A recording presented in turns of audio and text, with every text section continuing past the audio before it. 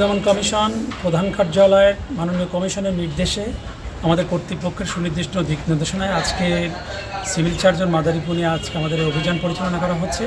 মূলত এখানে 106 একটা হটলাইন দুদকে কল করা হয়, যেখানে বলা হয়েছে যে এএমএসআর সামগ্রী একটা দরপত্র আহ্বান করা হয়েছে, যেখানে লোয়েস্ট রেসপন্সিবিলিটিকে কাজ না দিয়ে হাইয়েস্টকে দেওয়া হয়েছে।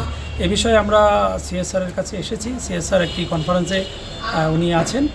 ডকুমেন্ট চেয়েছি, ডকুমেন্টস এখনও আমরা হাতে পেইনি। পাওয়া মাত্র পর্যালোচনা করে পরবর্তী বিষয় করণীয় কমিশনের কাছে প্রতিবেদন পেশ করব।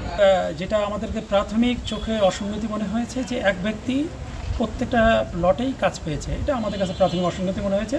আমরা ডকুমেন্ট চেয়েছি, ডকুমেন্ট পরীক্ষা নিরীক্ষা করে পিপিআর 2006 এবং 2008 অনুযায়ী এটা হয়েছে কিনা পরীক্ষা নিরীক্ষা করে আমরা বিস্তারিত আইনগত পদক্ষেপের জন্য কমিশন প্রেরণ। নগদ পেমেন্টে 500 টাকা পর্যন্ত ক্যাশব্যাক আর লেনদেনে প্রতিদিন ডিপ ফ্রিজ এবং ঘন্টায় ঘন্টায় এসি টিভি সহ দারুণ সব গিফট।